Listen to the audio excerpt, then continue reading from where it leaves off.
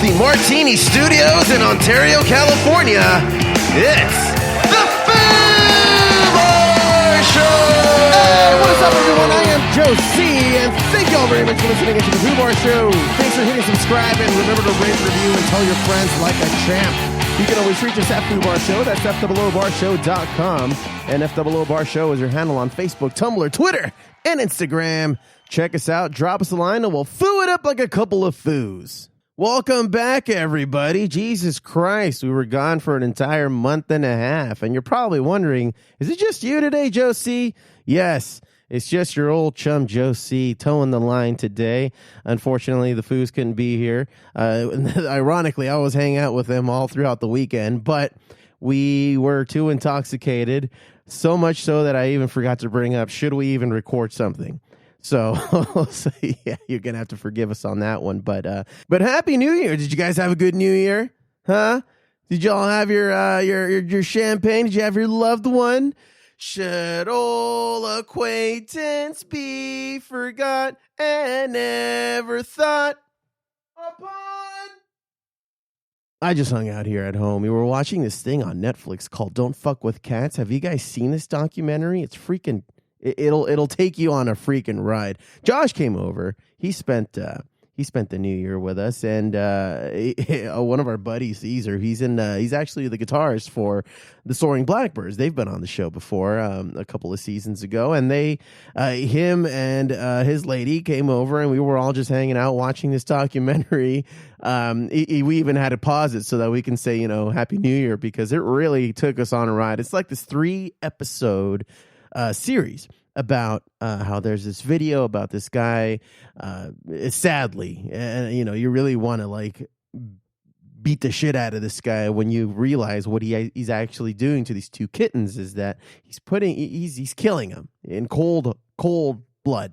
And you're just like, all right, so the documentary essentially takes you throughout the entire investigation, and it's a crowd-funded investigation. It's going out through groups on Facebook and chat rooms and that kind of thing, where people are getting together and trying to piece together some clues about who this guy could be so that they know where to look.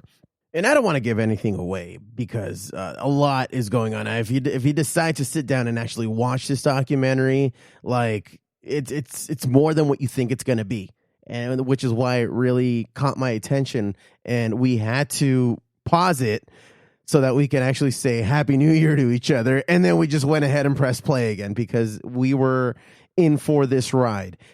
I don't want to give anything away or spoil it or anything like that, but I just recommend everybody who has 3 hours to kill, go ahead and spend it on this thing, because if you like animals and you like it when people get their comeuppance when they fuck with animals, this is a documentary for you. I mean, this guy's a piece of shit. But it's more than, like I said, it's more than what you think it's going to be. As soon as you're just like, Jesus Christ, this guy's a freaking monster, he does something else.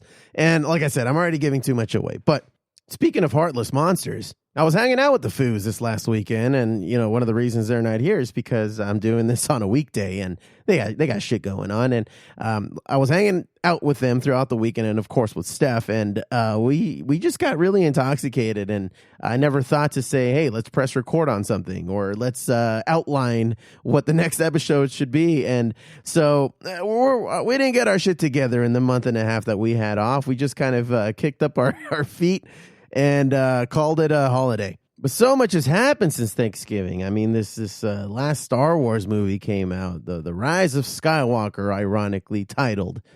For those who've already seen it and already have their opinions, I mean, what the fuck, am I right? It wasn't like they didn't have 40 plus years of Star Wars lore in movie, TV, literature, in comic book form, of course, that they could have drawn from so that they can just apply it to the freaking movies. But instead, they had J.J. Abrams do his thing on the first one. It wasn't bad until the second one came out without him, and then he had to come back and undo what was done in the second one. So I don't know. This could probably be a topic for another podcast when I have the guys and perhaps maybe even Steph here. But I got to say, it's a relief that the Skywalker saga is finally done for. I mean, for this podcaster, I say good riddance. But enough about me. How are you guys doing? Did you have a good Thanksgiving? Did you stuff your fat fucking face with all that food in Thanksgiving? Man, I made this giant fucking bird, dude. And what I've been doing for the last couple of years, I think maybe the last 4 or 5 years now, is I've been pouring an entire bottle of sparkling wine, Brut to be exact. And it doesn't have to be anything expensive. You can get like a $10 bottle of Brut at the local Bevmo or something, and then you just pour it in the cavity. It really seals in those juices, and god damn, it was so good. Christmas was fun, I guess. We still stuffed our fat fucking faces with a bunch of food, specifically tamales, and I don't want to see a tamale for another freaking year. Coming from a Mexican family, that's truly the staple of Christmas. You know, tamales, you could put different kinds of meat in the tamales. There's even candy tamales where you would put like strawberry or pineapple, and those are nice. Yeah, it's a nice change of pace, especially when all you're having is all this masa. And if you pair it up with some champurrado, by the way, if you haven't paired up some tamales with champurrado, you've been missing out your entire life, and you can thank me later. But when you just have that for breakfast, lunch, and dinner for those 2 weeks that everybody seems to pretend that they're off in, because I'm going to work that entire time, but I am so checked out, it's not even funny. But anyway, so much masa, it just sits in the pit of your stomach, just weighing you down, contemplating what you've done with your life. You know, for some reason, you always find yourself in front of a mirror and you're just looking at yourself, just going to look at you. Look at you. You're fatter. You're balder. Nobody wants to be a part of your podcast anymore. Oh, man. Speaking of balding fat fucks, we went to Frankensons. They just opened up the new location over in City of Industry. We checked it out in their opening day. It was on Saturday, the 4th of January. And I got to say, it's a dope spot. They're going to do really well there. They have a nice open parking lot that it used to be a Sam's Club, that whole warehouse there. They finally have air conditioning. And for those who aren't familiar with Frankensons, it was a staple in City of Industry for many, many years. I think they've been there since the late 80s, if I'm not mistaken.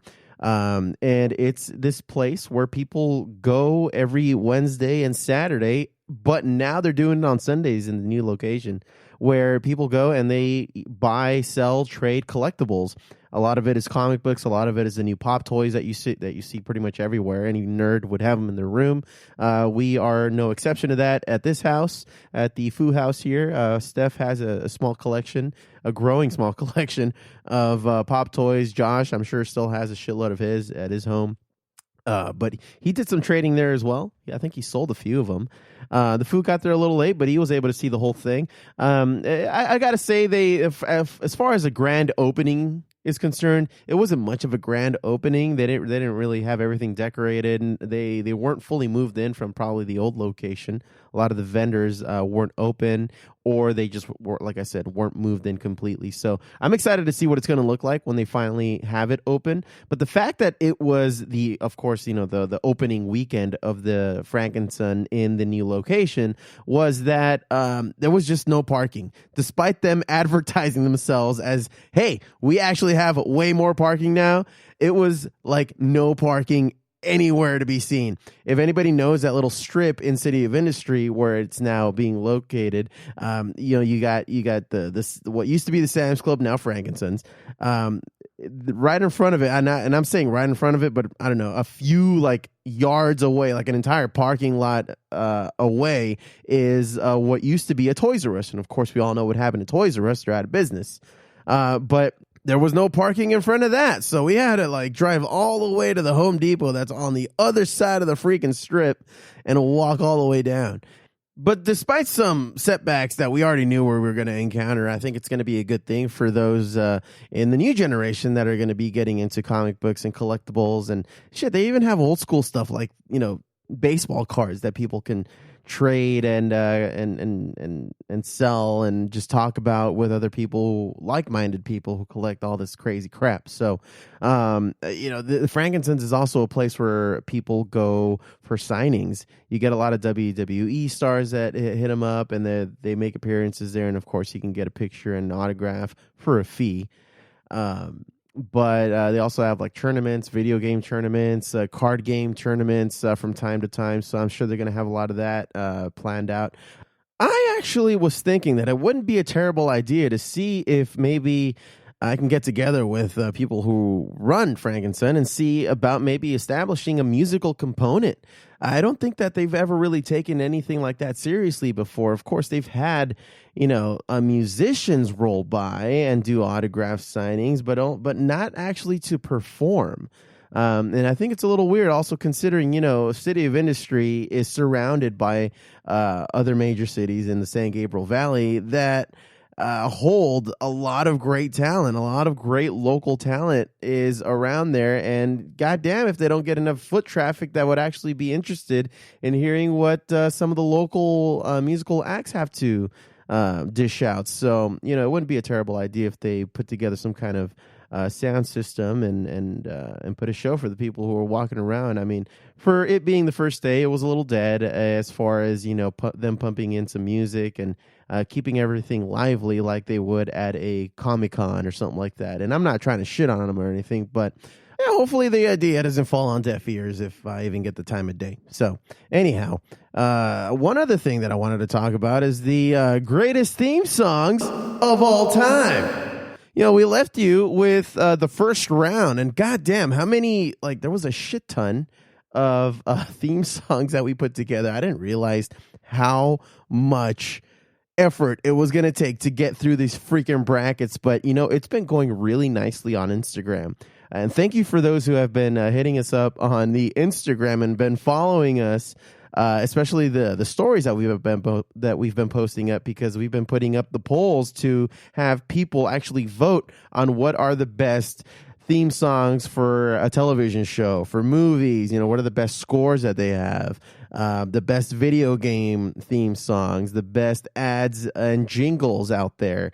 It was localized to Southern California, but at the very least, a lot of people were participating, and I couldn't thank you enough because we are finally down to the finalists. The finalists are comprised of the two best ones that everybody's voted on so far, and I'm going to tell you what they are. In the TV league, we have Fresh Prince of Bel-Air going up against X-Men, the animated series from when you were a freaking kid. Yeah, that was a badass freaking intro. But then again, when you pin it up against the Fresh Prince of Bel-Air, it's a freaking toss-up. They're both very catchy.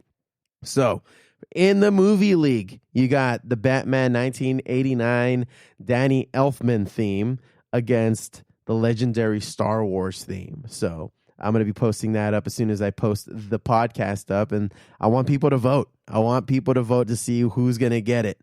From the video game league, we have two of the greats. We have Mario Brothers and we have Mortal Kombat. Which one of these two video games has the best music of all time?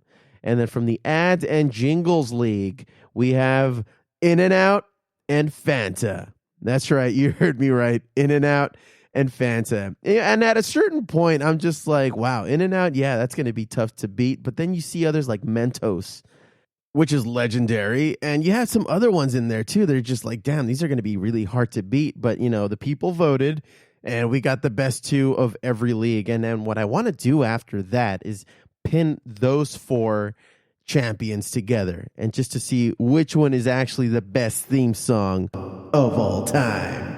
And, this is all going to be decided by you, the listener. And go to our Instagram. You'll see the postings up there. And I'm also going to be posting the entire bracket and how it ended up working itself out throughout these last, 6 months, I think. So we spent a lot of time and effort giving you these best theme songs of all time.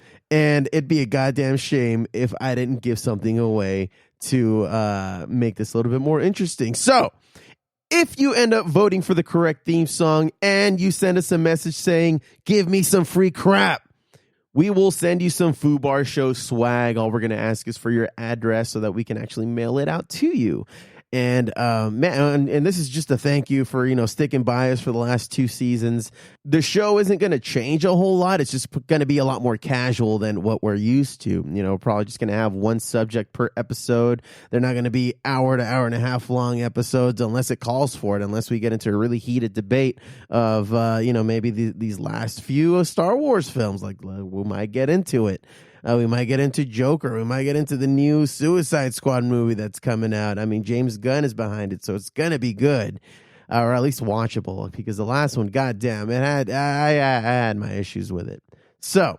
Let's see here. What else? Did I end up going to the gym in the last month and a half? No, sir, I did not. I gotta say, though, to be fair to me, I have been watching my portions with no help of anybody, too. You know, I just... me and the wife, Steph, we've been watching a lot of Netflix crap, and we just saw this documentary, and the name escapes me. In fact, let me try to look this up while I talk. The name, see, Netflix diet movie. Let's see. It's about going to a plant-based. The Game Changers on Netflix. If you guys check out The Game Changers, it's a documentary on Netflix. It talks about why plant-based food is the way to go and why eating meat is just really giving you less of a protein that you could be getting from eating plant-based food that includes the proteins that you would be getting if you just ate that instead of what they call animals the middleman. They call it, because you're getting the protein from the animals that they then got from plants. So it's just like you're diluting the potential protein and other nutrients that you're getting by just eating meat when you could be just eating plants that have the proteins and vitamins and all that crap that they make a pretty solid case, I think. Is it going to stop me from eating meat? Nah, probably not. I do love the smell of meat when it's being barbecued. And, I'm actually a little surprised that they didn't bring this argument up when they were, really pushing that plant-based diet, was that, when we pass by a barbecue or something like that, when meat is being properly prepared, you start salivating, and a lot of meat eaters like myself, I used to say, and I still do, I'm just like, well, how come I just start salivating every time I pass by a Lucille's, and you got to figure, well, they season the meat with something, and what is it? It's plants. Have you eaten unseasoned meat? It's not that great. So, it really gets you thinking, all that crap, especially, and on the flip side, a baked potato, why do you like a baked potato? It's because you're putting a bunch of crap on it. When you just eat just potatoes on their own, it's not really much of anything. That's the thing that Penn Jillette is doing these days. If you guys know Penn Jillette, that's one half of Penn and Teller. He decided to lose a bunch of weight, and he did it just by eating potatoes. He would bake them. I doubt that he would eat them raw, but he just ate potatoes. He wouldn't put salt. He wouldn't put sour cream or chives or anything like that. He would just eat potatoes, kind of like the Martian. And he lost all kinds of weight. So, I mean, there's something to it, I'm sure, in moderation, as long as you balance everything out, I'm sure you're fine. They make a really good scientific case about why you feel sluggish when you eat meat as opposed to when you eat a plant-based diet. So, again, it's not going to steer me away completely from eating meat, although they've made a solid case, and I'd be goddamned if I didn't at least try it just to see, how it can impact my energy levels, my metabolism, all that crap. I might actually become a friendlier guy, which some may argue would render this whole podcast obsolete, but only time will tell, I guess. Another thing that I've been a part of course, is the Fallen Electric. We've been really busy recording new songs, re-recording old songs from our old demo that we want to re-release because we believe so much in these songs that we've been playing for the last couple of years that they never really got the attention that they deserved because perhaps because of the musical or the quality of the recording, not the musical quality, but the quality of the recording was really garagey. It was really not there. Every instrument didn't have its own space in the recording, but now that we have been working with Syrian Productions, they've really kind of brought it up a whole notch, and I think have been more of a writing powerhouse as a whole. Amongst the four of us, we have really been able to write a lot more good shit. It's really good stuff that we're and when you find out like what our influences are, you're like, yep, I can hear that. I can hear Pearl Jam. I can hear Rage Against the Machine. I can hear the Police. I can hear the Foo Fighters. I can hear Filter. I can hear Stone Temple Pilots. Like, you can hear all these great, amazing freaking bands that influenced us as we were growing up in the music that we're actually putting out or are prepared to put out. And I just wonder, what's it like when Eddie Vedder, is finally done with a song and he's just like, yeah, I drew my inspiration from so-and-so, from The Who, or from, I don't know, whatever his influences were growing up. I know The Who was a big one for him. Or if I'm Tom Morello and I just wrote this awesome riff and just like, yeah, I drew that from listening to hours upon hours of AC/DC. I know that they were a great influence on them. The MC5, a bunch of hip hop artists too, just growing up in the 80s. There was a lot going on in the 80s. I'm not a big fan of the 80s when it comes to all the syntho pop that came out of there. But when you overlook the syntho pop and the gated reverb on the snare, and you just kind of set that aside and you just be like, okay, all right, let me just take apart this song. Does it actually have any merit to it? There's a lot of good shit that came out of the 80s. You'll never hear me say that again, at least not with a straight face.